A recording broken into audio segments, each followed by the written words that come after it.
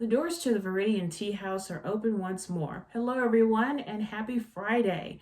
So, I have some really cool books and tea and music to talk about. But first, I do want to give some news.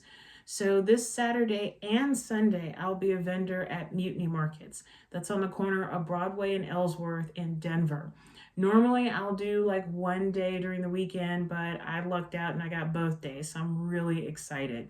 If you've been meaning to come by and see what we're all about, please do. Our last day is September 22nd because, as you know, Mutiny Information Cafe is moving to Inglewood. Yay for me, but it still sucks. And don't know about the future of Mutiny Market. So, if you've been meaning to come by, but you just kept putting it off, you've got 3 more weeks before we say goodbye forever. So much love to Julie and Trevor. You guys are amazing, and I consider y'all to be friends. I really do. Y'all are just amazing. Thank you. So let's get to the music portion. So 6 Degrees of Goth Separation. And I discovered this band, and I thought, okay, I'll check them out. And I ended up immediately going to their Bandcamp page and just ordering, and I'm so glad. And now I am a devoted fan. And this is Ghost Painted Sky from Massachusetts.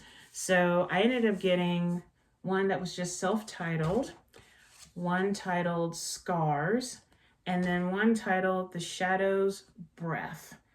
And I don't have a favorite because they are all amazing. You get 3 songs on each disc, but seriously, I don't have, this one is a lot better than, no, all 3 of them are excellent. So if you're into goth music and you're looking for some new bands to check out, Ghost Painted Sky is a band you need to seriously look into. And even if you're not into goth music, if you just want to support indie musicians, Ghost Painted Sky is the way to go. So many, many thanks to David Strong. And I really do appreciate you sending me the extra goodies. These discs are probably going to be in my car for several months.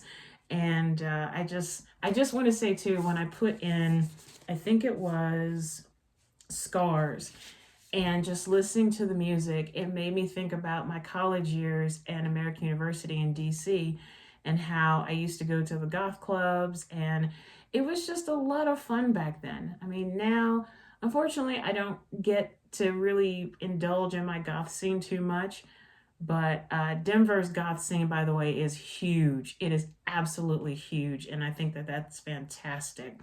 So whenever I get a chance to listen to some music or check out a magazine or whatever, still living to my goth roots, I get a smile on my face. And Ghost Painted Sky, you guys are fantastic. You really are. I can't think of any more to say except check them out. They're on Bandcamp. I will put the Bandcamp link on the video so you too can order CDs and buttons and stickers.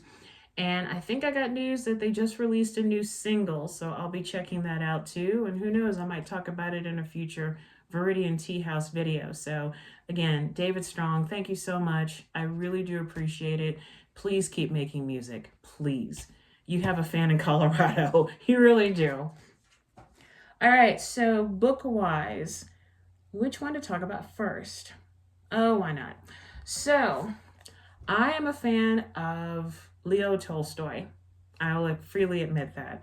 And this, the Kreutzer Sonata, I'd heard about it either through a movie or another book. And I thought, never heard of this. I'll check it out. And I found it at a bookstore and I thought, okay, I have to read it.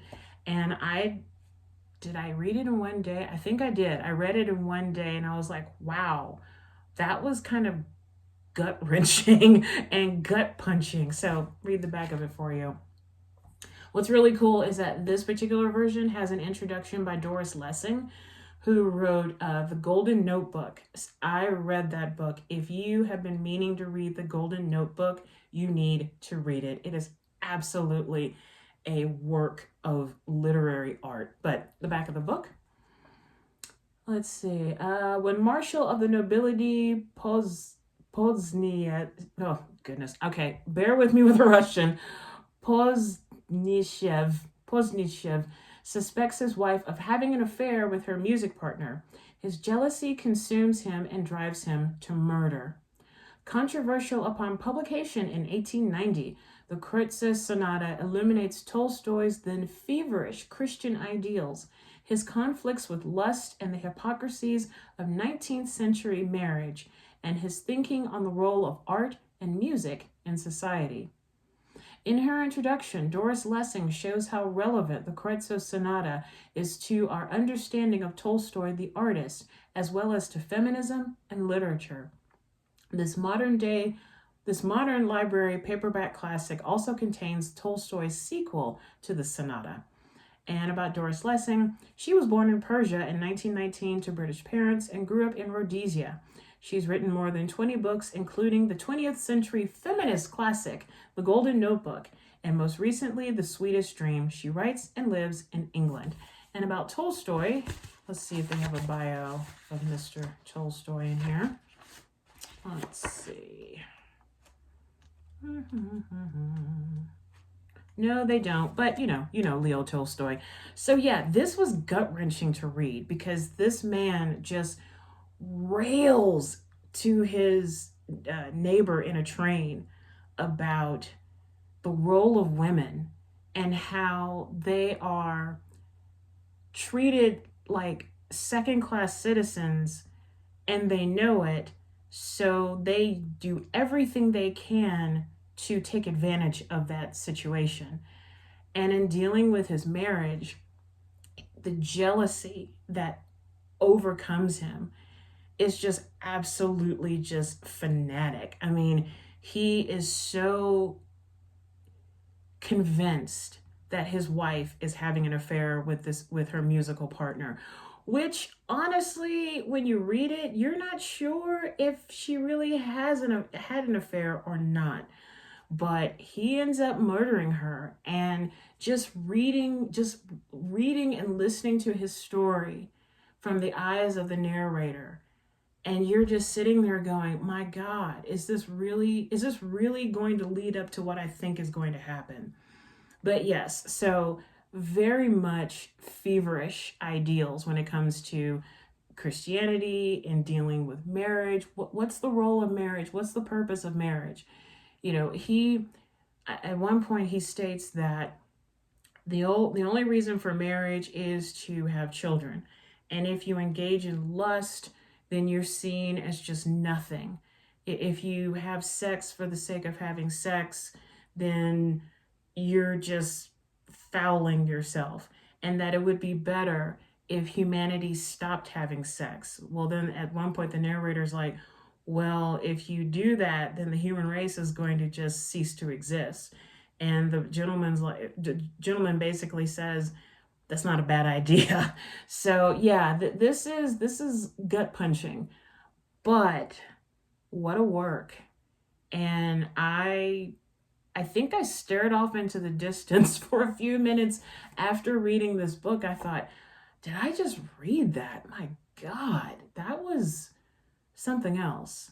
So, to the spirit of Leo Tolstoy and Doris Lessing, the Kreutzer Sonata does receive, get my notes here, 5 pots of tea from Viridian Tea House. This was an excellent, excellent work. And if you are into Russian literature, or you just like to read classic literature, or you're just a fan of Tolstoy, the Kreutzer, and I really hope I'm saying it correctly, Kreutzer Sonata, you need to give it a read. If your library doesn't have it, but a bookstore does nearby, just buy it. And if you don't like it, you don't like it. But I could see why this was controversial back in 1890, and probably still a little controversial now, quite honestly, but still an excellent read. So, to the spirit of Leo Tolstoy, thank you so much. And now, getting to 2 of my favorite real life people put together through a wonderful graphic novel. This is Einstein and Kafkaland by Ken Krimstein. And this was the same gentleman who did the Hannah Arendt graphic novel that I recently reviewed. So I found out that this was just brand spanking new. So many thanks to Denver Public Library for having 6 copies of this. I got on the list. I said, I don't care. I'm patient. I will wait. So let me read the back of it for you. Excuse me. From the award-winning New Yorker cartoonist, a graphic narrative revealing the pivotal year in Prague when Einstein became Einstein, Kafka became Kafka, and the world changed forever. During the year that Prague was home to both Albert Einstein and Franz Kafka from 1911 to 1912, the trajectories of the two men's lives wove together in uncanny ways, as did their shared desire to tackle life's biggest questions in Europe's strangest city. In stunning words and pictures, Einstein in Kafkaland reveals the untold story of how their worlds intertwine in a cosmic battle for new kinds of truth. For Einstein, his lost year in Prague became a critical bridge that set him on the path to what many consider the greatest scientific discovery of all time, his general theory of relativity. And for Kafka, this charmed year was a bridge to writing his first masterpiece, The Judgment. Based on diaries, lectures, letters, and papers from this period, amid a planet electrifying itself into modernity, Einstein in Kafkaland brings to life the emergence of a new world where art and science come together in ways we still grapple with today. And about Ken Krimstein, he's published cartoons in the New Yorker, Punch, the Wall Street Journal, and more. He is the author of The Three Escapes of Hannah Arendt, which won the Bernard J. Brommel Award, was a finalist for the National Jewish Book Award, and the Chautauqua, I hope I said that correctly, Prize, and has been published in 9 languages. He is also the author of Kvetch as Kvetch Can and When I Grow Up, named a Best Book of the Year by NPR and the Washington Post. A recipient of a Yaddo residency and fellow of the American Academy in Berlin, he lives and writes and draws in Evanston, Illinois. So yes, if you are a fan of Einstein, if you're a fan of Kafka, if you're a fan of graphic novels, if you're a fan of European history, or you just want to read something that's just really damn good, Einstein and Kafkaland cannot be beat. And let me see if I can get to some of the illustrations here. Let's see.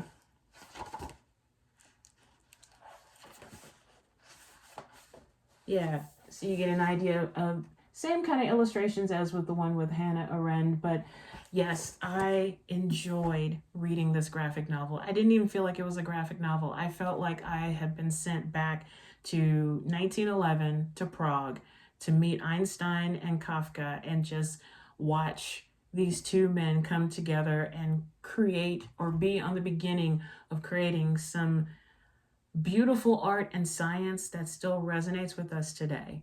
So many thanks to Mr. Krimstein for this graphic novel, and I'm so glad the Denver Public Library had a copy of it. And it does receive, again, 5 pots of tea from Viridian Tea House. So many thanks, especially to the spirits of Einstein and Kafka. Thank you so much. Thank you. All right, so getting to the tea portion, I do want to talk about a new tea that, well, it's not really new. It's a very old blend that I had, but I thought about it and I've changed it and I'm really excited about it. And this is Tea Time for Lepidopterus. And if you don't know what a lepidopterus is, it's someone who studies moths and butterflies. And I consider myself to kind of be an amateur one. I had this blend several years ago, and then I just kind of stopped making it because I got lazy, to be truthful. But the idea just kept sticking with me. But I thought, I can change this. I can make it a little bit better. So this new tea time for Lepidopterus is green tea, which, as you know, with my company, I use Japanese sencha, lavender, and rose petals. I thought, what would go well with sitting outside on your patio and it's springtime and you don't have anything to do and you've got all these flowers in your backyard and you're just watching these butterflies just flit all over the place. Or you're enjoying a cool evening or afternoon, and you happen to see these moths just flying around. What would be an excellent tea to go with that? And so, green tea, lavender, and rose petals. This will be available starting tomorrow at Mutiny Market. So if I happen to see you, you can be the first to buy bags of this. And there will be 3 different labels for Tea Time for a Lepidopterist. I have a moth label, a butterfly label, and then a cute little woman with butterfly hair. So yes, be on the lookout for it. It should be in my online store probably later today or at the latest on Monday. But you definitely can check it out and purchase it at Mutiny Markets this weekend. And not really doing a you like that? Not really doing a tea review, but just returning to an herbal tisane that I love, and my boyfriend just started getting it, and I'm like, oh yay, this is great. So let me tell you the story behind what I'm about to tell you. So he loves chai. I love chai too. But he's like, can you make me a chai without the black tea? And I said, well, there's actually a company that does that. Celestial Seasonings, Bengal spice. And he's like, oh, well, I'll just go ahead and get that. And it is literally chai without the black tea. So the ingredients in this: cinnamon, roasted chicory, roasted carob, natural spice flavor with other natural flavors, ginger, cardamom, black pepper, cloves, and nutmeg. And hello to Celestial Seasoning up there in Boulder. But yes, if you love the chai taste, but you can't do the caffeine because you're sensitive or whatever, I highly, highly recommend Bengal Spice. So from me to you, a lovely cup of Celestial Seasonings Bengal Spice.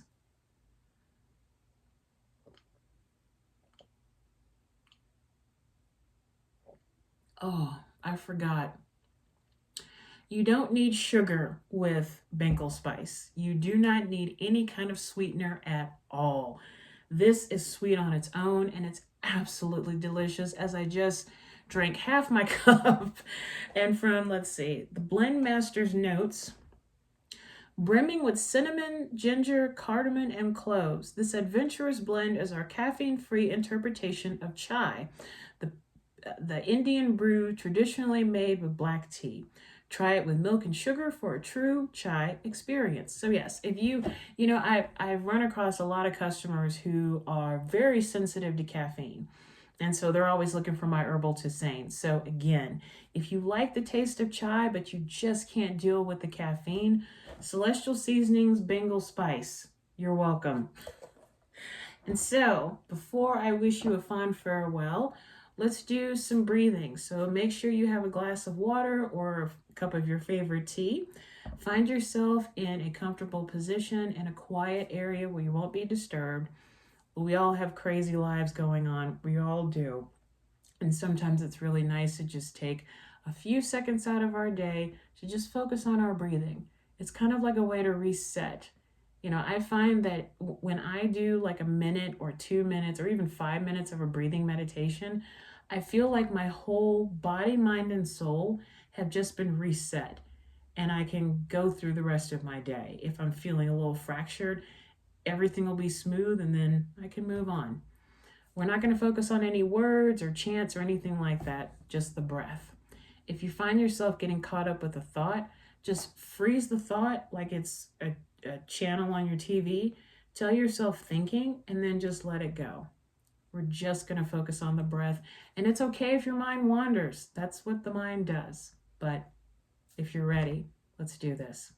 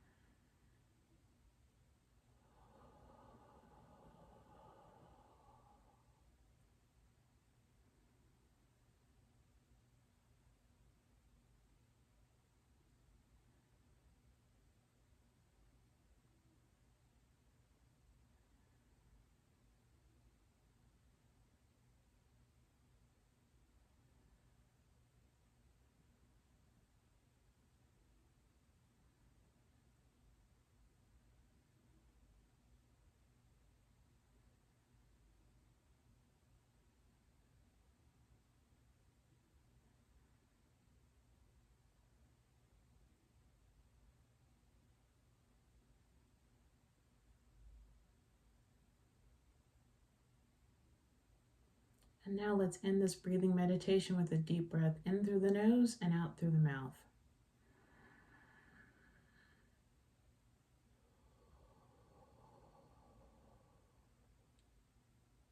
Slowly open your eyes or allow your eyes to come back into focus. And now let's have a sip of your water or tea.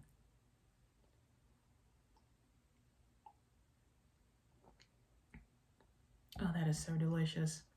So that's all I have for today. Many thanks to Ken Krimstein, the spirit of Leo Tolstoy, and Doris Lessing, to the good folks up in Boulder, Celestial Seasonings, and to the folks at Mutiny Markets. Can't wait to see y'all tomorrow.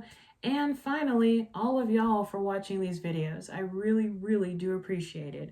And if you're an author, an artist, a tea maker, musician, whatever, and you would like to be kind of featured on Viridian Tea House, please reach out to me. I would love to connect with you.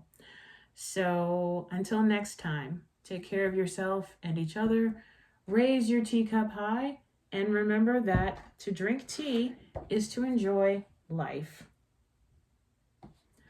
I will see you guys really soon. Bye for now.